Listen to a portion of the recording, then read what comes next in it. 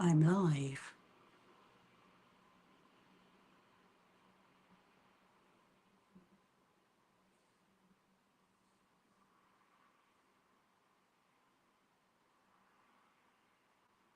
I'm watching.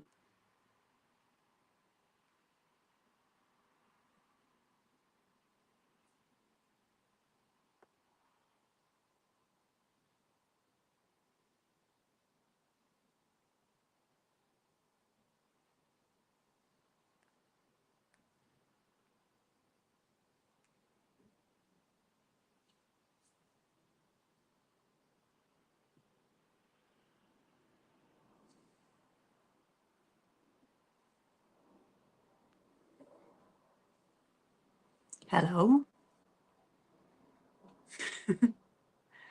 Can you hear me? Am I speaking okay?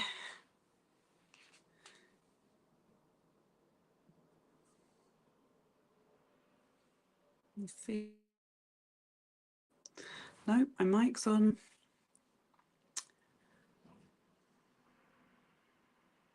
Hello, random. Good to see you.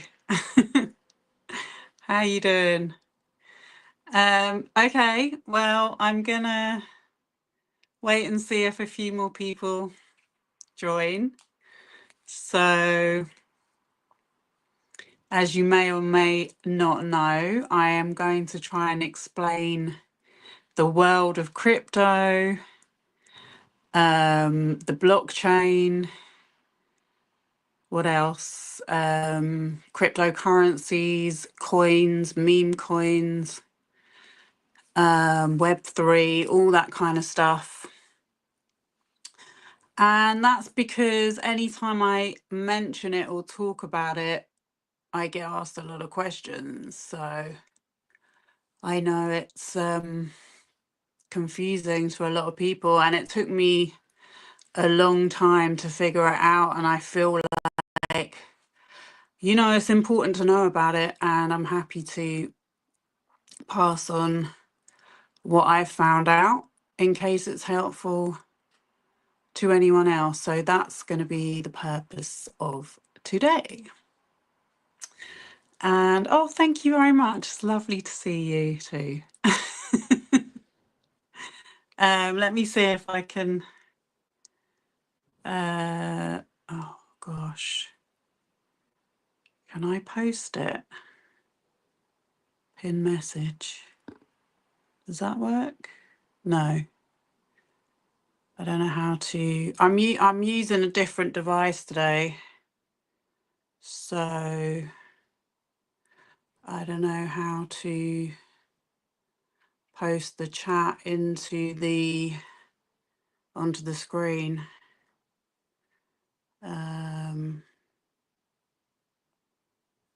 Oh well,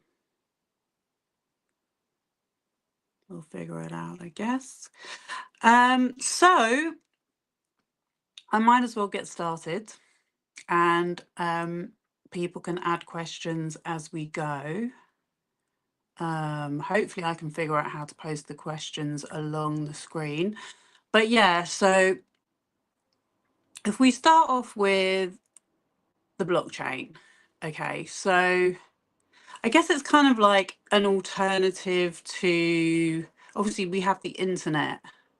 Do you know what I mean? So the blockchain is kind of like a new form of the internet. It's made up of data blocks. So it's kind of like a database. And it is accessible by the internet, but it's for doing transactions and kind of holding on to data. That's really the purpose of a blockchain. So if you imagine like online payments, for example, I think how the blockchain came about was at a time when we had financial disaster. some restrictions were allegedly put onto banks. And this is when the sort of tech industry blew up, really, funded by different venture capitalist firms, which was how the banks got around these new restrictions. So, yeah, I think that's how the blockchain came into being. It was supposed to be a decentralized form of passing information and transactions. So, am I making any sense? If you imagine a bit of code like made out of different numbers and whatever it is. I mean, I'm not a computer coder, so I don't understand the technicalities that much. But each piece of code, from what I understand, it's unique. So it's like a unique combination. So let's say there's a lot of countries that I mean, the UK, we're in the UK, you've got the US that's got its problems going on there, but there are some countries where really they don't have any access to, like, let's say they couldn't get a bank account, for example. So, do you know what I mean? It was kind of like to be able to make transactions and payments without having to go through a centralized system, which at the time was obviously in a deep mess. So, yeah, that's kind of how the blockchain came into being, from what I understand. And so, the first currency that was created was Bitcoin.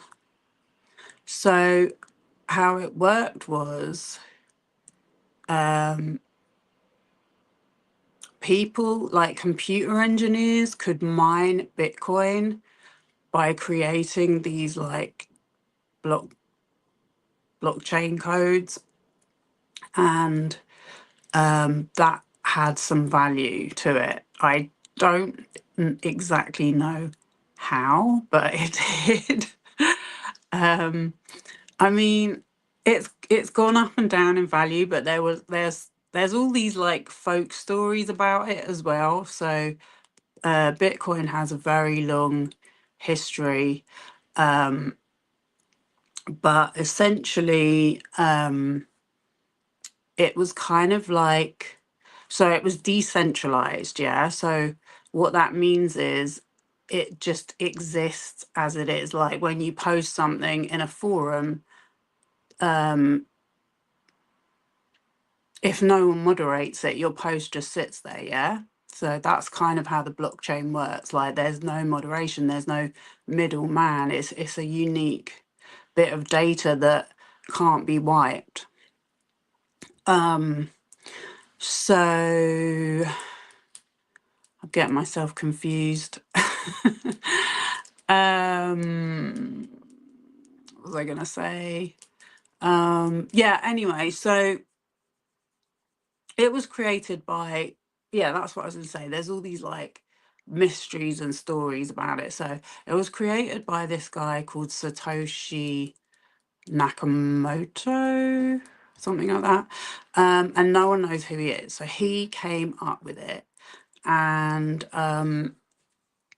yeah, basically all these little computer guys or whoever was, speaking to him at the time, that were all interested in it, they had these very powerful computers, and they were producing these chains of code, and in exchange for their work they would receive ownership of some of the value of it. Do you know what I mean? So it was like I think it's called an autocratic system or a utilitarian system where everyone's working and everyone's getting something out of it. So do you know what I mean? There's a lot of things about it that when you first hear about it, you're like, oh, this sounds really good. Do you know what I mean? Like, this sounds like what we need. We need a system of trust where we can just like exchange things with each other without having to go through a middleman, because that's where the issues come, that's where the fraud comes, that's where the getting ripped off comes. Do you know what I mean? So that was how the Bitcoin blockchain system kind of worked in the beginning. So yeah, as time went on, I think in as early as 2011, obviously at the time there was a lot of interest in tech startups. So this did get a lot of interest from investors, and the original person who started it, like I said, Satoshi Nakamoto, he just announced that he was not going to do it anymore. Oh, another thing was these transactions, they take a long time to produce, like hours. So that's why you need like really powerful machinery to make them. Servers, they're called. I know some of us know about servers. And there was also a limit on how much could be produced. So it hasn't got to that limit yet, but at a certain point, there will be no more Bitcoin made. And so obviously as a currency, as a form of currency, it has limits, because to do a transaction takes a long time. And obviously it's not, it's not a indefinite source. Like it has like a cap. So yeah, would crypto ever replace oh, we've got two questions here, right? I see if I can post it. I just don't know how to post it. Oh well, I'll pin it. Replace pin message. Okay. Where is the data being mined from? That's a good question. I guess from the blockchain. I mean, like I said, I'm not a computer expert. This is all just what I've read up about. But if you go online, I mean, if you go into like the back end of a website and you see code and stuff like that, I guess it's taking these like sequences of numbers, and that's how it's made, from what I understand, if that answers your question. And then why is it considered valuable? Well, because once investors started taking an interest in it, more people started wanting to purchase it, because you could trade it, I mean, at one time, especially when I really started getting interested in this subject, which was about the 2021, there were actually shops that were they were taking it as a form of currency. I mean, obviously, like I said, there was a lot of restrictions because of how long it would take to get a payment through. But, I'd like to say it could have worked, but we're going to get on to how I don't think it's going to work, and I don't think it's going to replace real money, because, well, it could, but I personally, I feel like it's going to be a bit of a disaster, because the whole point of starting it was to be decentralized. And what we've seen is there's been so many scams and so much fraud associated with it.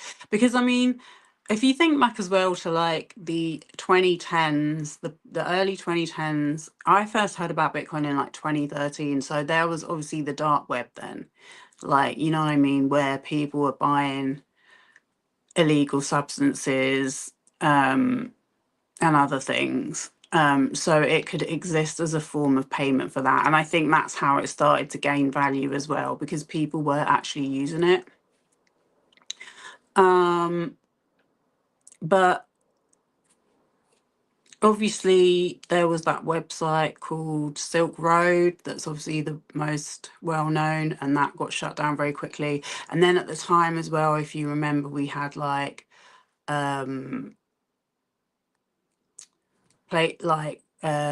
sites that you could download files like music and movies.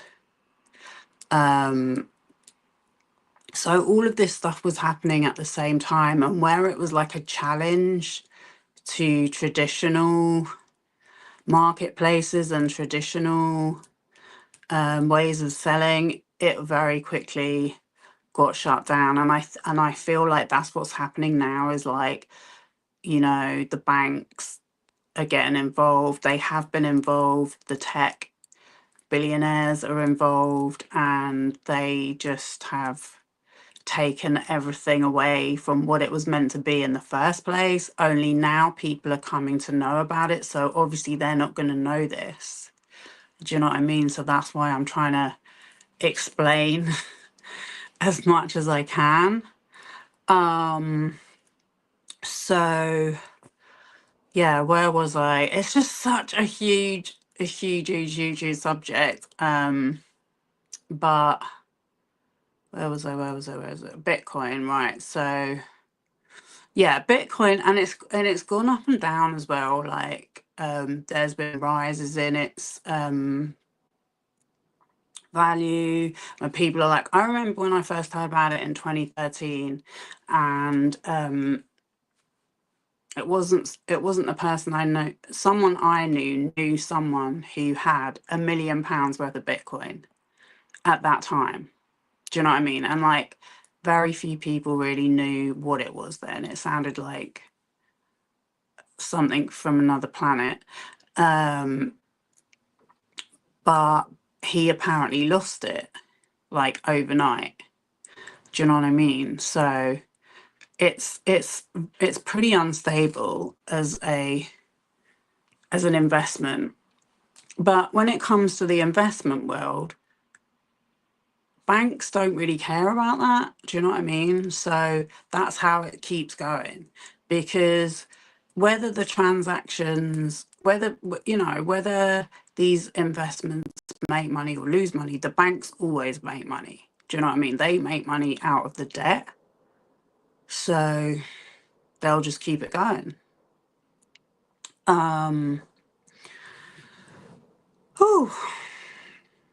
Do I think AI will be used to affect or influence how crypto is used? I mean, I've already heard about AI trading. I wouldn't trust AI to do anything, to be honest with you, let alone trade in money, because it just makes so many mistakes. But again, a lot of this stuff comes down to ignorance, because people don't know.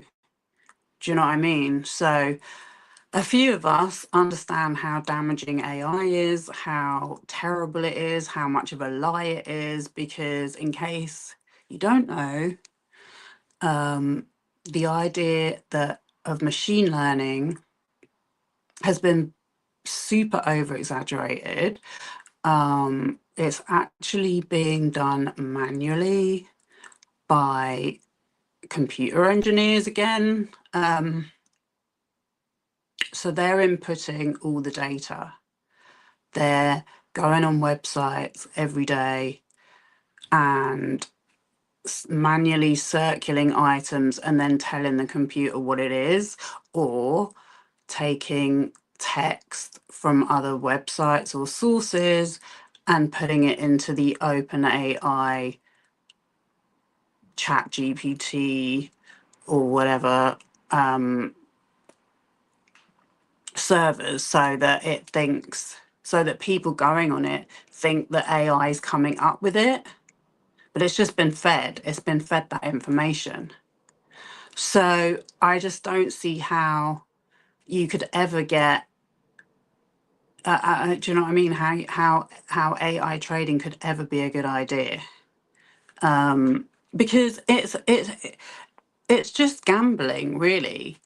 You know what I mean? The value of the coin goes up and down based on demand, and there might suddenly be like a little surge in people buying it or using it, but then that can go away like very quickly, and that's when it drops in value. Do you know what I mean? So it's just not, I just don't think it's possible that it's ever going to be worth as much as in the past. You know, like, especially when I first purchased. So I didn't purchase Bitcoin, I purchased another currency called Ethereum, which I'm going to get onto.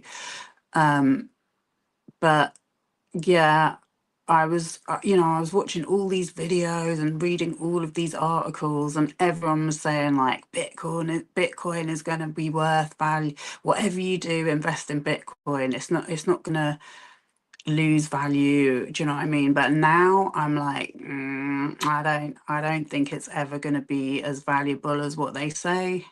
I just can't see it. But yeah, there's other forms of cryptocurrency that have come after Bitcoin, and I guess they're kind of like the poor imitation. Oh, the other thing I need to say as well, let me just have a little sip of water. Okay, so the other thing about these online electronic transactions is you need a wallet. Okay, so that's where the transparency comes in as well, because once you set up a digital wallet or a crypto wallet, you might have seen it in articles, or if you've ever seen anyone talking about it, like there's a YouTube guy, CoffeeZilla. He does a lot of investigations, although I'm not sure how much investigating he really does. But he can see what crypto assets are in people's wallets, because the wallet number is like a very long sequence of numbers and letters, and that is your crypto wallet. So that's where the decentralization, do you see what I mean? Because it's like you don't need ID, like that wallet is kind of set in stone and it can't be messed around with. You know what I mean? Like if the money is moved, then you can see where it goes. That being said, there was an awful lot of money disappearing and wallets being hacked during 2021, 2022, especially when I started taking an interest in this. But if the assets are still there, then you can see who that wallet belongs to. And that's where you don't, do you know what I mean? Like to set up a bank account, you have to go to the bank and you have to give them your ID and all of that. With a crypto wallet, you just set it up and you need like, it's what's called a seed phrase. So you have like a unique set of words and you have to write it down. This is honestly, this is how weird it was. Like you have to write down your set of words, and don't they would always say like, don't tell anyone, you know. And that this is one of the little one of many little things I would be thinking, like, I'm not being funny, but I can't imagine the Paris Hiltons, the Drakes, the, you know, some of the more wilder celebrities that were supposed to be doing this crypto stuff. I was like, I can't imagine them sitting there typing all these words in and doing all of this stuff, because it is so fiddly to set it all up. So that had me a little bit suspicious at the time.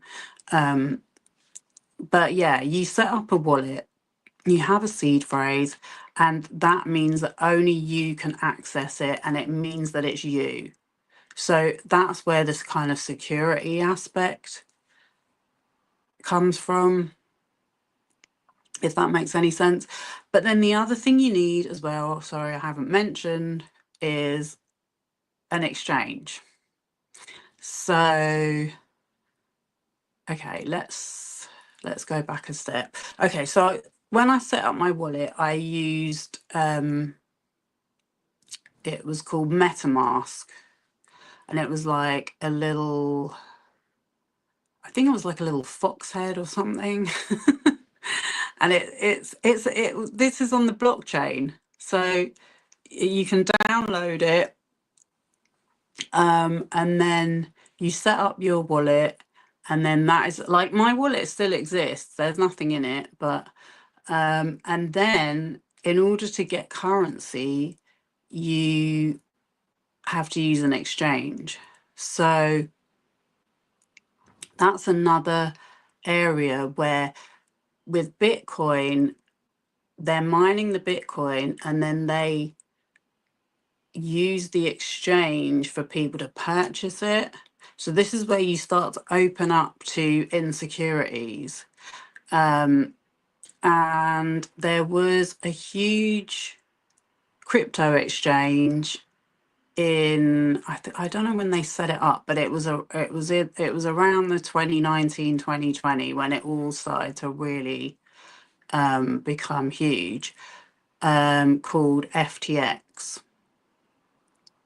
Okay, and that was set up by Sam Bankman-Fried. And I was trying to remember, because I watched his whole trial and everything, but basically Sam Bankman-Fried, he was again, you know, very academic. His parents were academic, and he just figured that this was the best way to make a hell of a lot of money. So what they did was they purchased like a really small bank in the Bahamas that was like for people to put money away, you know what I mean, that they weren't even going to touch or whatever. Like it was just a tiny little operation. And so they purchased that, and then they turned that into their crypto exchange. So all of a sudden, all of these coins were coming onto the market, and Ethereum was another one of the biggest cryptocurrencies that came along like after Bitcoin. And that really caused, from what I can see, like a huge uptake. I think it was the combination of that and the fact that it was during the pandemic. Do you know what I mean? So everyone was at home, people couldn't work, and there was just like this huge explosion in crypto. I mean, obviously it was going on before that, but it was pretty underground, and I think like way more people got interested in it. And that was when I got like told about it. It was like October 2020 was when I'd heard about it. I'd seen people talking about it online, but I didn't really know anything about it. So that was when I first started looking into it. And so basically, there's all these different coins being produced out of code and being bought and sold. And, you know, there's a lot of pumping and dumping going on. And I think especially getting onto meme coins that we're at now. This is just pump and dump schemes. But hey Nola Lola, you haven't missed much. So where was I? Right, alternative currencies, wallets. So we've done the blockchain, we've done Bitcoin, we've done wallets, we've done exchanges. Oh yeah, Sam Bankman-Fried, FTX, yeah. So he had this exchange. He was getting billions of investment, because this is the thing, like, when it comes to making money, from what I can see, these banks have no chill. Like, they just get very excited about things, like loads of investment goes into it. Suddenly there's these huge figures being involved. And also what he did as well was he had like another business called Alameda Research, which was getting the investment. And then the crypto exchange was like supposed to be dealing the coins. And then I've kind of wandered off from Ethereum a bit, but he was affected by a crash in 2022, which was another coin called Luna, I think. And so that caused his business basically. So he's an exchange. There was another exchange called Binance, and there's another one called Coinbase, right? So these are the three that I know of. There's probably others. Again, it's like, if you think about how it all started, this was a community and a world built on trust. And when you've got like banks getting involved, there's no, do you know what I mean? Trust trust goes out of the window. So I think that's how it got so big, was because everyone bought into the hype. And then it just wasn't sustainable, because the money didn't really exist, if that makes sense. Like, people were buying it, but then it was kind of like a pyramid scheme.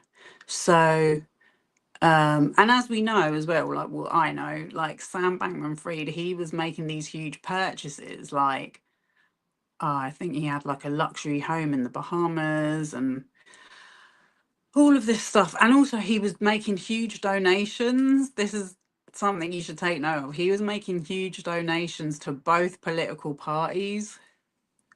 Do you know what I mean? And that was another reason why they were getting so much interest and money, because they would use like influential people to say that this was like an amazing business that was making loads of money. It was getting a lot of investments, but it wasn't,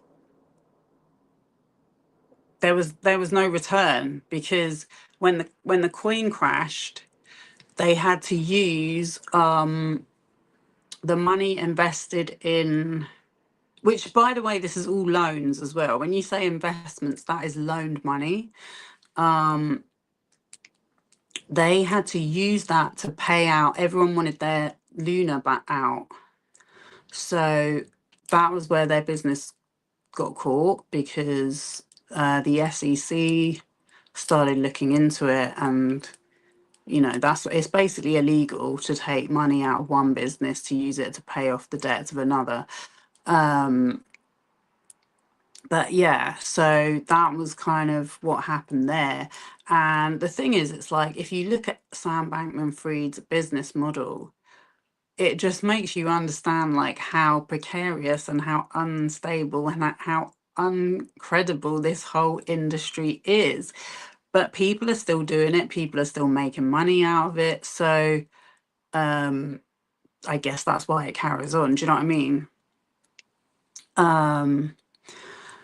Anyway, there was another currency. Okay, two other currencies that I can mention is Ethereum ETH and Dogecoin. So I found out today or yesterday that the original Dogecoin, because I thought that was Elon Musk's currency, because I remember during 2021, by the way, as well, like the kind of community of crypto and NFTs, which is a digital asset, an electronic asset that's made of data. Okay, but that was being traded like a token. Um, it was all happening on Twitter. So at a point where, because I remember at the beginning of COVID, like Twitter had become, to me, extremely toxic. Like you could just say one thing and then someone would like be in your comments, like arguments would develop very quickly. It was just very, very toxic. I actually took a massive break from it, and stopped using it for months. And then once I started hearing about this NFTs and crypto and everything, I had to get back onto Twitter. So there was a lot of talk, there was a lot of Twitter spaces, everyone had these projects. It all sounded at the time like really exciting. And you would see artists as well, like you would follow certain artists and they were selling these NFTs for like millions of dollars. Do you know what I mean? They would be saying like, oh, I've just bought a house. You know, this is why this guy told me about it. He was like, there's this whole thing going on with NFTs, and it's obviously because I'm an artist. Um, you should check it out and see what it's all about. Well, it took me so long to see what it was all about. By the time I was finally ready to do anything, it all crashed anyway. So I never really got too involved. I mean, I guess I missed out being scammed because I saw a lot of people getting scammed all the time. And then when I would say to them, well, how did that happen? They didn't know. They didn't know, but people would just get their wallets like hacked, like I said. And there was just no security going on with it. So this is why now when I hear that people are still buying coins and stuff, I really don't get it. I really don't get why you would do that. But you know, I guess a lot of people don't understand what they're actually purchasing, because there are so many stories about the kind of amounts of money that have been made. But the thing is, it's like when I look back onto it as well, I have to question, like, were all these stories true about how much money they made? You know what I mean? It's like, especially with more recent events of how much misinformation is put out on social media. You know what I mean? It's like sometimes you got to question like the values that were being associated with these tokens. Was it all to just get people like me to feel like it was worth getting involved? Because I very much think, yeah, it was. um, but at the time, I mean, there were so many people getting interested in it and producing these like digital tokens. So Dogecoin at the time, and I feel like as well, this is why Elon Musk purchased Twitter, because I remember him being on Twitter around this time and talking about Dogecoin, and that's why I thought it was his. I thought it was his currency because he was always talking about it.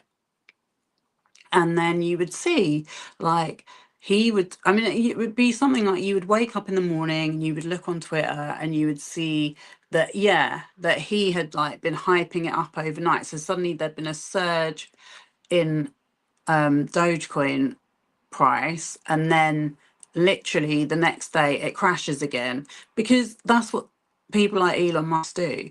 They do pump and dumps. You know what I mean? Like, people think Elon Musk, especially this was in 2021, 2022. People think, oh, he's really knows how to make money. He's an entrepreneur. So if he's thinks something's a good idea, then I need to get into it. Do you know what I mean? So yeah, people were falling for it. But yeah, so the Dogecoin that he was talking about, it was like a meme coin. So I found out just from looking it up that it was made up as a joke. It was made up as a joke on Reddit. And then it actually started selling. And because I think when they first did it, it was like the meme of that Shiba dog or Shibu dog. And then they were giving it away, and then people started trading it, and so that's how it started to become like an actual coin. And then obviously Elon Musk got onto it, and that's why I thought it was his coin, but it wasn't. But yeah, I felt like at the time, like he wanted it felt to me like he wanted in on this action. So he used Dogecoin, and he would come onto Twitter and he would just say all this stuff. And that's why I've just never liked him, because of how annoying he was then. And then I feel like he kind of used Twitter for that purpose, and I think that's why he ended up buying Twitter, because he was like, oh, I've got so much power using this app. Do you know what I mean? He's still pushing it. Yeah, but I think this is a different one. The one that's being pushed now is a different coin called Dogecoin. The one that Trump is pushing, this is a separate coin, from what I understand. They've made a new coin, and the other thing is that you have to look at who's behind all of this activity now. So, like I said, you missed the beginning of the talk, but it all came out of like moving away from the banking system and being decentralized and self-governing, and the workers making the coins and taking a little bit for themselves, do you know what I mean? To now where we're like, it's all the tech investors behind it. You know, what could go wrong? I mean, obviously everything. Do you know what I mean? It's like, not only are you so far from the solution that it was meant to be helping, but this is like, it could literally bankrupt the whole of America, from what I'm hearing. Like, that's how bad it is. Do you know what I mean? Because there's going to be no ethics involved. Anyone that is purchasing the coin, you can't. You can't even sell it. So they're basically just giving their money to this project. I'm not sure what exchange they use, but whoever's behind the project, which I've heard rumors of, it's all the big names. I know that Peter Thiel is involved in a lot of these things. And also, yeah, that's what I was going to say. Like, at the time when Elon Musk was promoting Dogecoin, so Peter Thiel, yeah, because they both started PayPal together. So PayPal obviously is still going.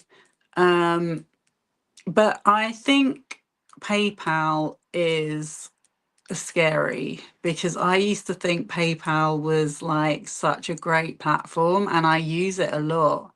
And today when I was looking at it, it's got that little wallet icon, and it just made me think, yeah, I see what's going on here. You know what I mean? They're trying to turn PayPal into, you don't need a bank, you just need PayPal. But the problem with these finance apps is there's literally no security with them. So if someone does anything to scam you, you're stuck. You don't have anyone you don't have any regulation behind it. You know what I mean? I know at the moment PayPal has quite a good support team, and they do refund you and stuff, but with the crypto world, it's literally the Wild West. So I feel like that's where they're trying to take us. But I'm getting off topic again.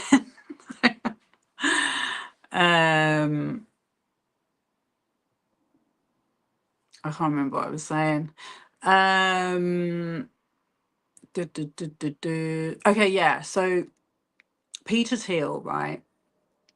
He did a deal with the guy who started Ethereum. So Ethereum was another blockchain that was rivaling Bitcoin, and all of the NFT projects, the tokens, the digital art tokens, and it wasn't just digital art, you know, it was people were talking about using it in the health system, property deeds, all of that kind of stuff.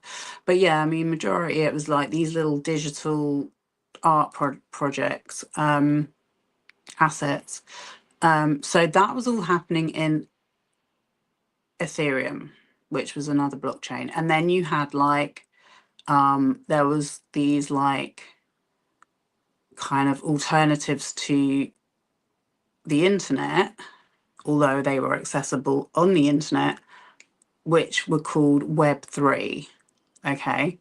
So Decentraland being one of them, and the metaverse, which is why Facebook changed its name to Meta, which I didn't even know until I started seeing all of this stuff. But yeah, so Web3, this is all happening in 2022. But Ethereum was the main currency for ETH. There was another currency called Tether, which I think is still going. But yeah, so Ethereum was started by this guy, Vitalik. And there was a crash in 22 as well with that, if I remember correctly. But I found out that Peter Thiel was in partnership with Vitalik, and what they did was they changed the what's called proof of work ownership to proof of stake. So yeah, going back to the mining, I knew someone that was doing Ethereum mining, ETH mining, yeah. So he had the machinery, and he didn't even have to do anything.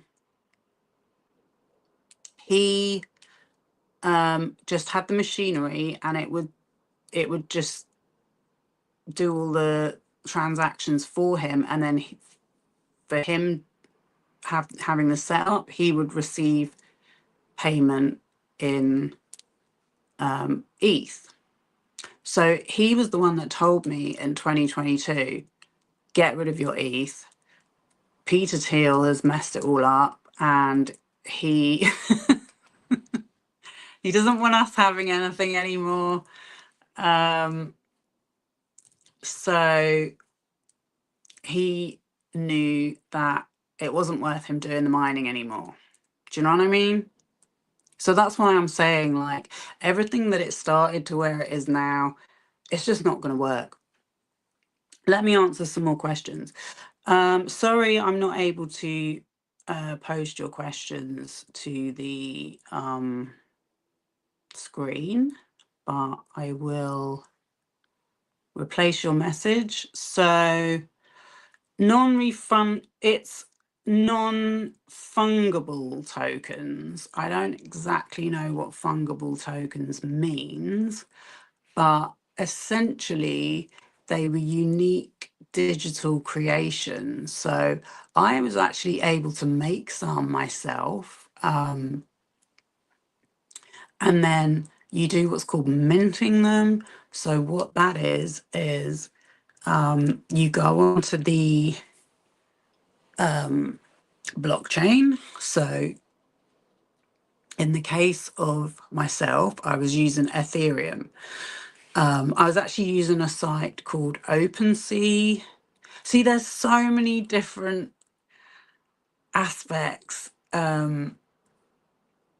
to it all. Honestly, I that's why it took me so long to figure it out. But yeah, so OpenSea is the platform for trading NFTs. And then what happened to OpenSea was it got bought by Etsy. Do you know what I mean? So it's like everything that was decentralized and like an alternative about it in the beginning has just gone. And this is going back 3 years now. So all of these ideas are just kind of over. But yeah, I mean, the idea was you had a digital asset. I as an artist could put out these assets. It didn't cost anything to put them out, and then you could either give them away or people could purchase them. Then it would be up to them as the purchaser to sell it at a higher price. Do you know what I mean? So that was kind of how it worked. And at the time, I was asked to be in an exhibition. So knowing that I was going to have my artwork in an exhibition, obviously I was like, oh, I want to be able to sell them. That was kind of what motivated me to do it. And the exhibition was in Decentraland. And in Decentraland, which, okay, so Web3 is like, at the time I didn't really know anything about this stuff, but it was like going into a different world. Like you're a person. I'm sure you might have seen videos of it, but like basically you're like a mannequin. And you go into, once you enter the metaverse, like you're like a person. Do you know what I mean? And then you can purchase like clothes and stuff. And so there were people selling land in Decentraland and buildings. And honestly, it was like literally a whole different world.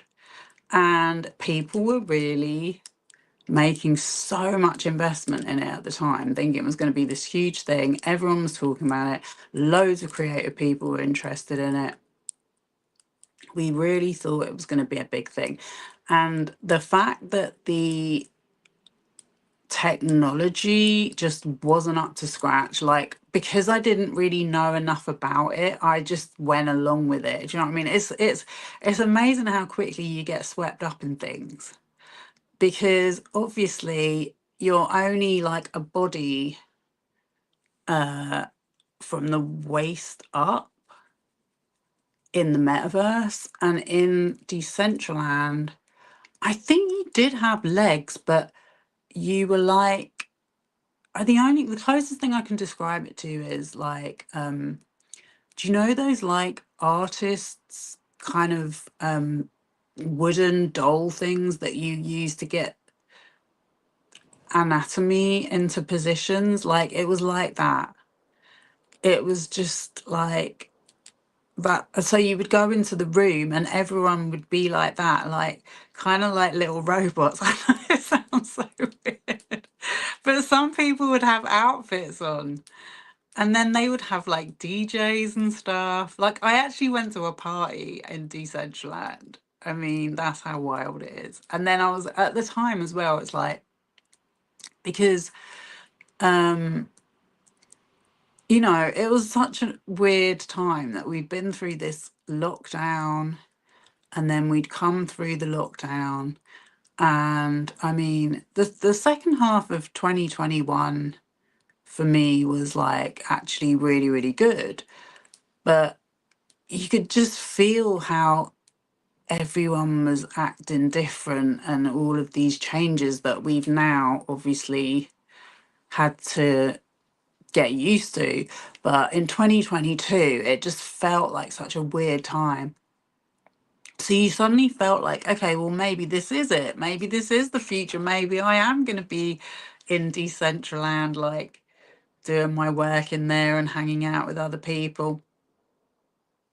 But the only reason why I didn't do that was because the gas prices were so high, and that was because of the crash. So it actually worked out really well for me because I had made my NFTs. I actually had two purchasers, and then the gas prices had gone up so much that I was waiting for them to go back down before I minted them, like to put them into a sale. And that never happened. And then a month went by, and then it was 2 months. And then meanwhile, I was going on all of these like Twitter space talks, talking to other people that were going through it, really, really trying to wrap my head around it and understand it. And I'm just trying to look at the chat. And still not quite understanding it until it just got to the point where the whole thing just ended overnight, which was, I think, when the whole lunar crash happened, leading to the end of FTX. And then it was just one, I mean, it was like a domino effect. The whole thing, the bottom fell out of it.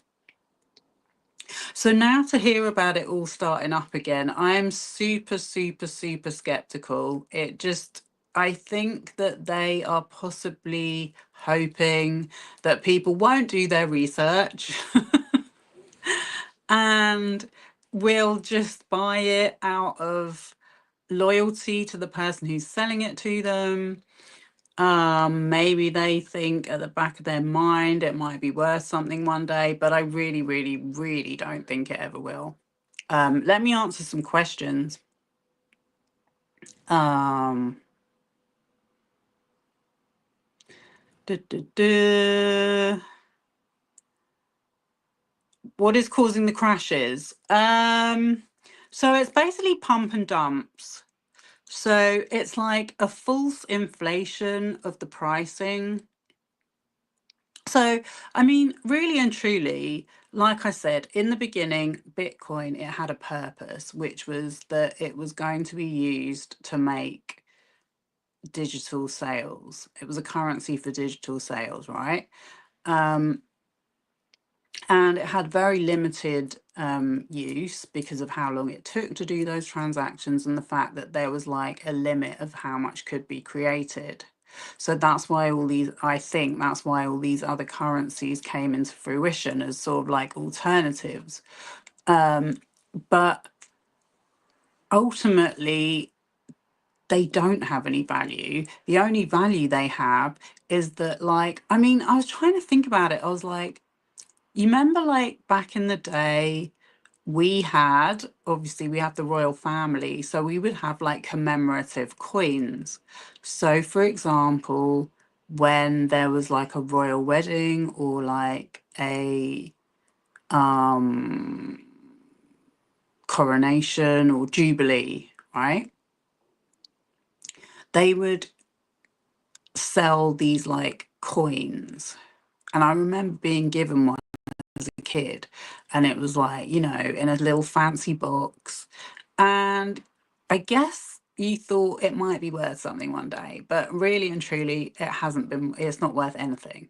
Do you know what I mean? So I kind of feel like with these NFTs and coins, it's kind of the same thing. It's like they look cute, but meme coins, there is absolutely no way they can be used as currency. Like, you need currency to buy them. Do you know what I mean? So it's like you're converting your currency into them. And so that causes like the value to go up. Do you know what I'm trying to say? It's like if you have something that's worthless, but then someone goes, "Oh, that's nice," like, and then you say, "Oh, do you want to buy it?" And they go, "Oh, okay, then." So then suddenly the value goes up, but that doesn't mean to say that it's like really worth that. It was just worth it to that person in that moment. Does that make any sense? Um, The coin is tangible, you can see it. Yeah, exactly. The difference is now we're moving online, and I genuinely think, after you've told me about this Dogecoin, because I quickly looked it up, I genuinely think that this is a huge push for just regular people to go and start getting onto crypto. Do you know what I mean? Because I mean, you can imagine with how digitally unstable it is, how open to vulnerability it is. This is like literally prime time to be getting people to put themselves onto these platforms. Their data can be used. It could potentially cause huge levels of debt. But unfortunately, the people behind it don't see that as a problem because they're going to cash out. Do you know what I mean? It's feeding into their investments, and it allows them to get more investment and make it seem like it's something people want. I hope I'm making sense. Duh, duh, duh. Any more questions? AI and Doge, yeah. AI and Doge is scary. I mean, it is scary, but then don't don't go near it. Do you know what I mean? If anyone asks you about it, I feel like it's so much better to be informed about stuff. Then that doesn't mean that that means that you don't need to be scared of it. I think not understanding things is can be frightening, but that's why I make the effort to look into these things. And I did experience anxiety when I used to go on these like Twitter space calls, and that was it. That was actually why I joined Discord. I think I joined Discord in March 22, and I had this guy trying to explain to me about NFTs, and he was like, "Oh, it's like a business," da, da, da, da, da, da, da," and he was like talking my ear off. And I remember just feeling anxious, like after these conversations, which when I look back on it, I'm like, yeah, you should have listened to your body. Your body was trying to tell you that wasn't a good idea.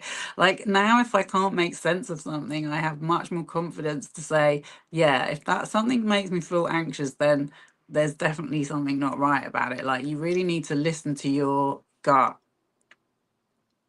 But I think like everyone, it was very uncertain times. I've always been someone that's like embraced technology and used technology. So I just wanted to be like, I didn't want to be missing out. I didn't want to be like not knowing about it. So I wanted to be part of it. And I'm just thankful that I didn't lose money, that I didn't get scammed, because I held back and took my time. You know what I mean? But I think that that is a big part of it is the FOMO, and it's very easy to get caught up in stuff, as we all know.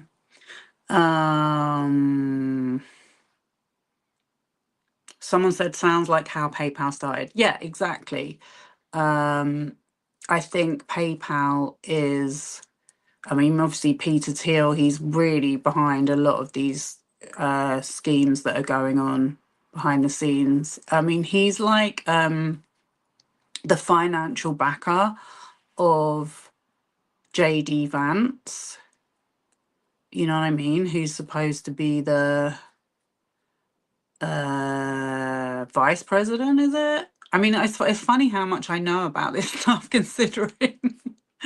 considering I don't live in America, but it affects us. It affects us very much. We have to stay on top of what's going on. How do we keep our crypto safe? The only way to keep your crypto safe is to use a reputable exchange. So before you joined, I was explaining that there are crypto exchanges. So when you go and exchange money, for example, when you go to a different country, you go to a money exchange, yeah? And obviously, these are businesses that have been there for years, they are regulated, you have certain securities. Um, the difference with a crypto exchange is that if they're holding your money and they disappear, what are you going to do? Do you know what I mean? Because I can tell you that I used an exchange called Coinbase, and there's no way of contacting them. Do you know what I mean? Like, you sign up, they do um a check on you. Like, you can't just, it's not like downloading an app. Like, I think you do have to wait before you're allowed to open an account. But once you've opened your account,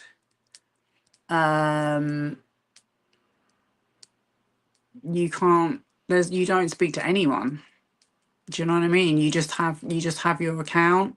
You can see how much all the currency's worth. You can see how much money you have. You can see how your currencies. You can see how your currency is going up and down. So, like I said, I originally purchased some Ethereum, and then that was because I was going to mint these NFTs, and then make my money back and hopefully make more money on it.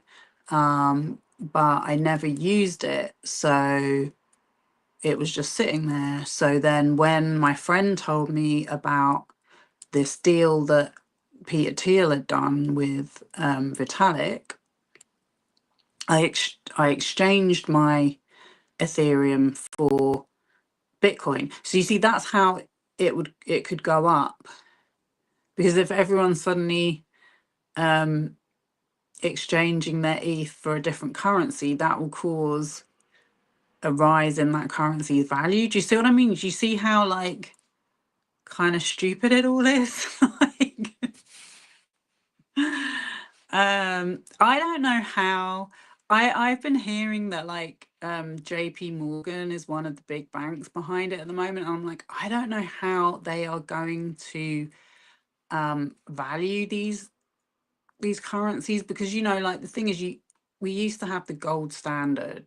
Do you know what I mean? So, like, cash was valued against gold or whatever. And obviously that went out the window. And since then, it's just been like the economy, our financial system has just been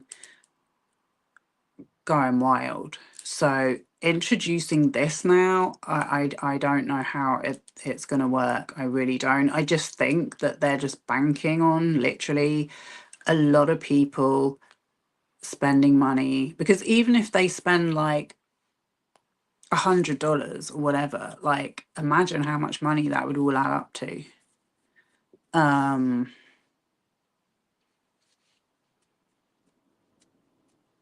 the world is becoming so impersonal, I agree. And, going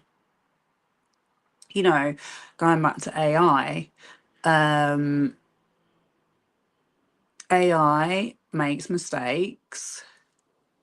And when you have, like, customer service being run by AI, it's very frustrating because there's no nuance. There's no room for you to say, well, actually, that's not what happened. Da, da, da, da, da.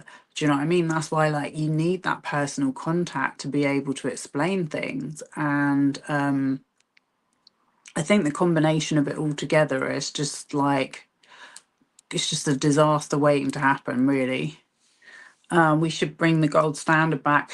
Yeah, I mean, I think it's a bit late for that. I do think that we should definitely go back to cash, or definitely not lose it. I mean, I know it's hard because from my own perspective, like, everything I use is paid for automatically.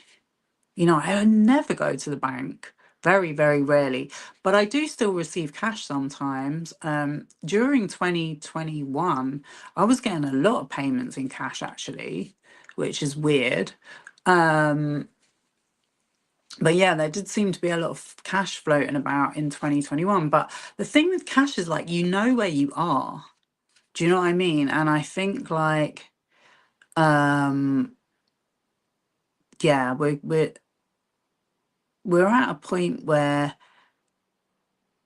if anyone cared about humanity or about, like being sane anymore, then going back to that form of money would be such a good idea. Because, like when I look through my accounts, which I'm doing a lot at the moment because I'm having to do my yearly accounts, you just see how like phone bills, for example, will just suddenly jump up for no reason. Like I'm supposed to be on a fixed contract, and then it from one month to the next, it's just completely gone to a different rate, and there's like nothing I can do about it.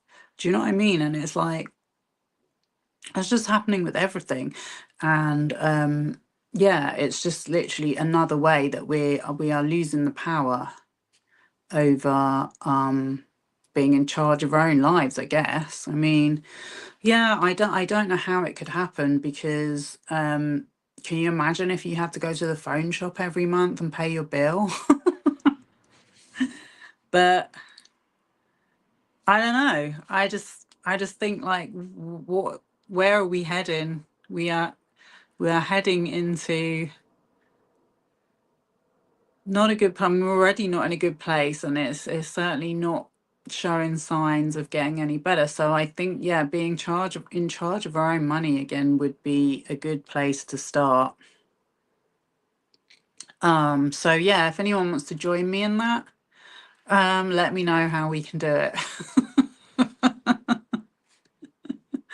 I mean, for one thing, sending money abroad is, I mean, how would that work? I just received a very big payment from Switzerland, and that took long enough, even though I don't know why. I don't know why. It's what I said to them. I'm like, is it this difficult to just, you're just entering it into a computer? What's the difference? But, like realistically, how would I have got that? I mean, I guess they could have paid me when they turned up, but this is the problem, you see. We have such little trust anymore, so I have to get all of my payments in advance, because I can't trust people to pay me on the day. We just live in a world now where um, people think it's okay to order something and then not turn up. But I don't know. It might help. I wish you had an answer. Well, we're only regular people. I mean, the people that were supposed to be coming up with the answers we can't do much worse than them. I mean, if there was another way you could like guarantee that people were going to turn up, then I guess we could do it. But let me see if I can answer some more questions.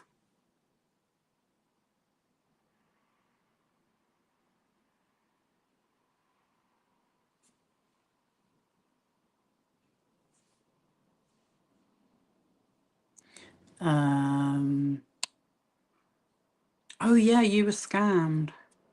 Yeah, I mean, it's so easy to be scammed these days, and the crypto world is, it's just rife. I mean, that's all it is. It's just one scam after another.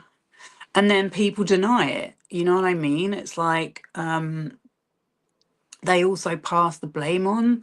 So if you look at the example of what's his name? Logan Paul.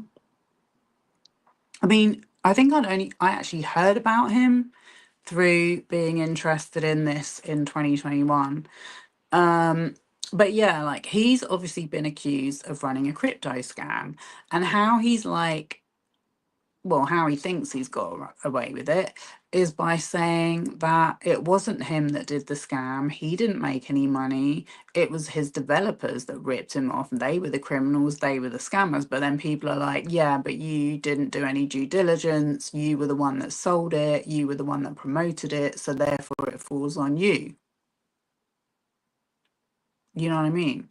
So, and then it has to be proved that he's broken the law, which, as far as I know, there's been no criminal charges against him. So this is why it's happening, because it's a very grey area.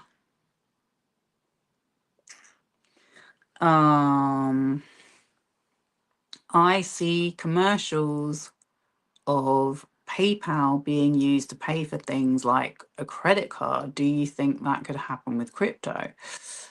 I mean, like I said, it's just adding another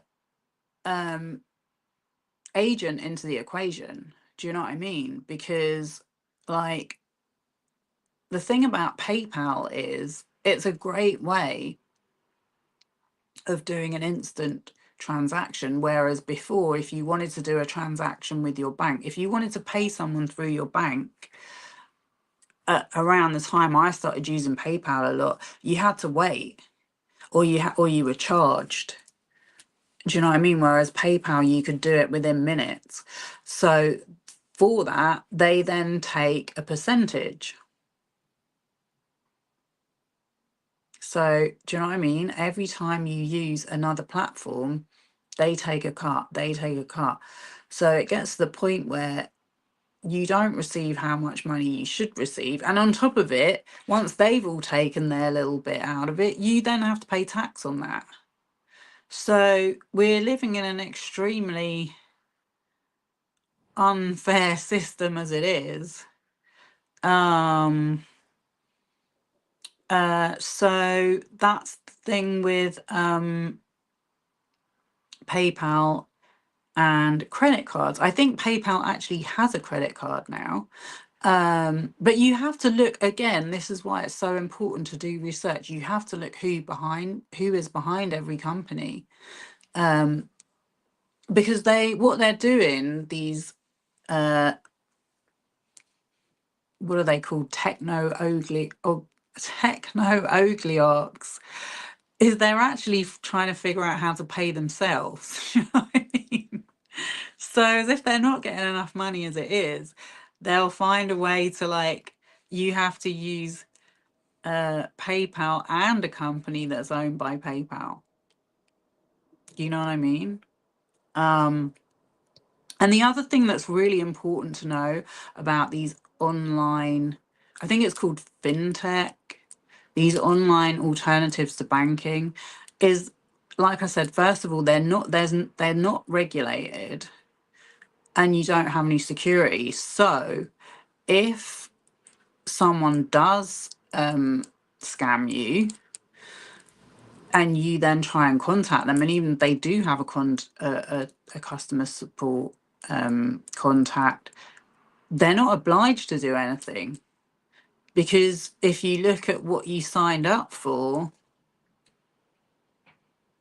there's no protection. Do you know what I mean? Like, if someone scams you by using a false identity and you hand them over the money, they're going to say that, well, you know, you should have checked or whatever. They'll put it onto you. Yeah, exactly. I mean, it just feels like the idea of being wealthy these days is like you've got to commit fraud or crime.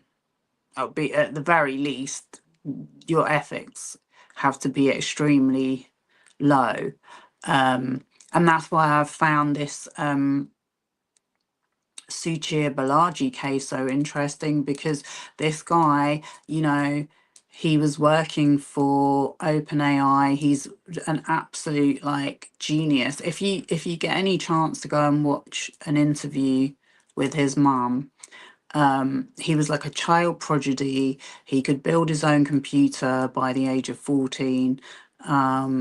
He went and worked for OpenAI. He was given a stock as part of his sign-on deal. So, you know, he's extremely wealthy. Even though he left the company, he still has that stock. And he was helping them to develop OpenAI as an open source. Come to find out, when he's working for them, he realized that Sam Altman, the owner of OpenAI, was actually an investor in it, and that he intended to make a profit.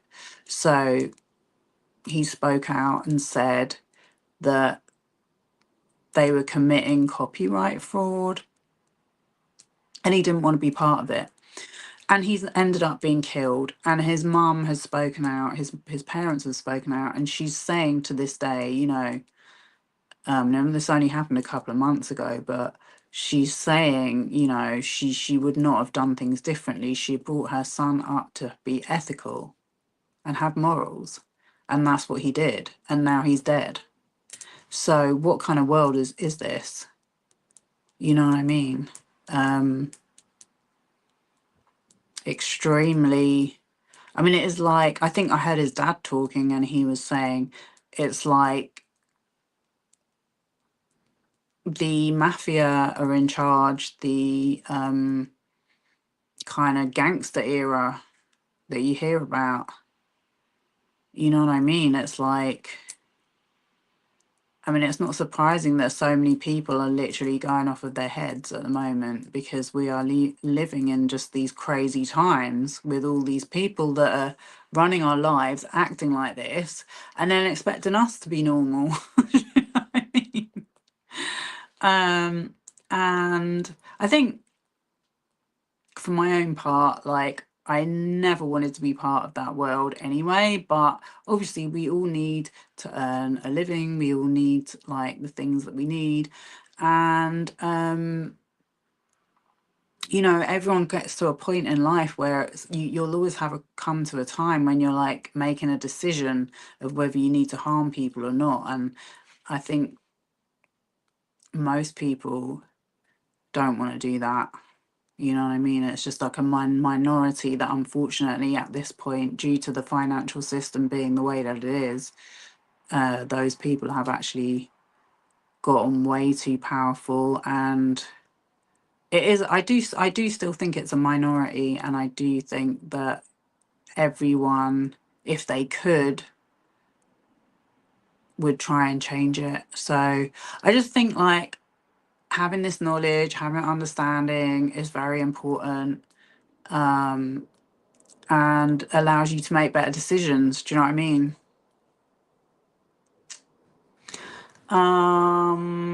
Are there any more questions?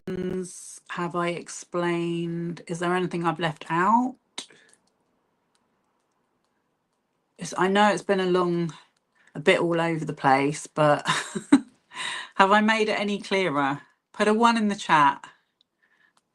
Put a 1 in the chat if I've made any of this clearer.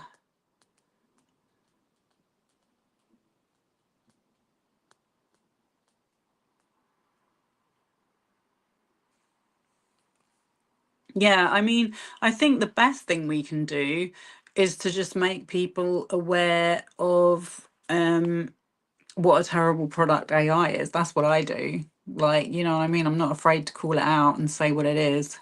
Oh, I got a 1. Okay, good. Any more questions from random?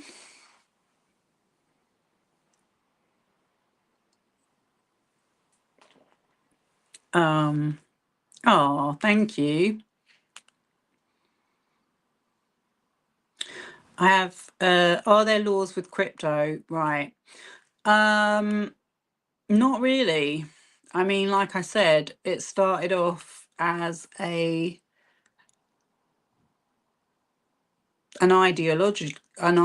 ideology almost, like, you know, like most crypto projects start with a white paper.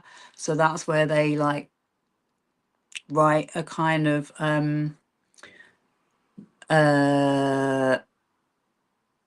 almost like a manifesto, not a manifesto, but like a kind of a template for what their project is. So in the original white paper of Bitcoin and the blockchain, it was all meant to be about decentralization and self-regulating and an alternative to corruption. And it's literally gone the exact opposite direction. So because we have all these investors hovering all over it and the banks, and like it isn't a bank, so exactly that's why they're hovering all over it, because it's a way for them to avoid regulations. So yeah, the laws are, there are no laws, basically. I mean, obviously, like in the case of Sam Bankman-Fried and the FTX exchange, he committed financial fraud because he was getting investment money and paying and using that money to save his other business. Do you know what I mean? So yeah, there are laws for that, but not really. I mean, the pump and dumps, like I said, look how Logan Paul has just gotten away with it, because the police, I mean, I don't think the police even would know where to start. Do you know what I mean? Will the banks ever accept crypto? I think there's a high possibility, yes. I think they're definitely sniffing around, and I think that's probably likely to be happening pretty soon. But personally, I just wouldn't go there. Do you know what I mean?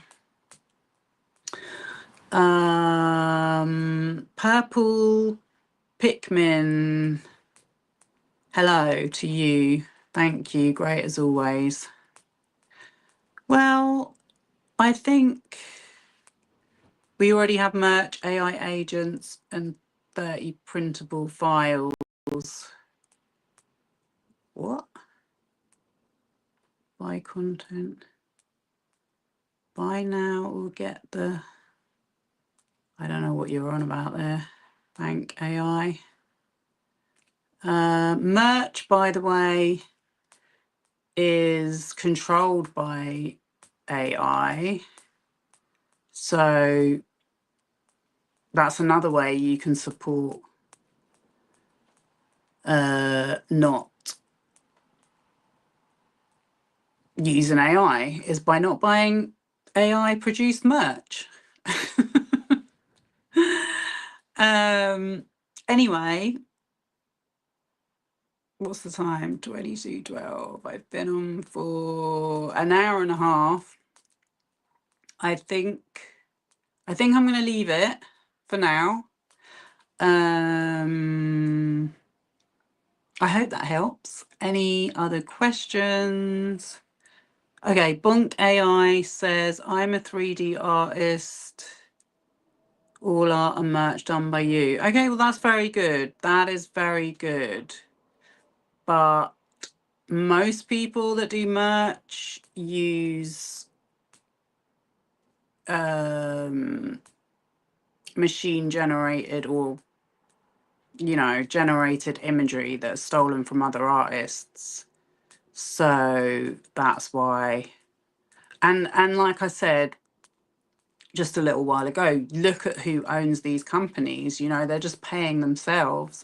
And what they do as well is they don't pay people that need to be paid, and then they change the company name or restructure under a different business so that they don't have to pay the real creatives bills. You know, it's a dirty game, all this stuff. PFP is done by you. Well, that's good. But what currency do you sell it in?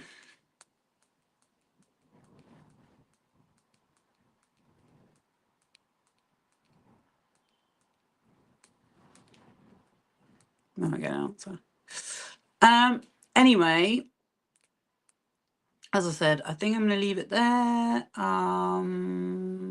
Yeah, I'd like to do another one of these. So it's fun. I like getting the questions. Yeah, I'll probably leave it there for now. Have a lovely rest of the evening, and I'll talk to you all soon. Bye.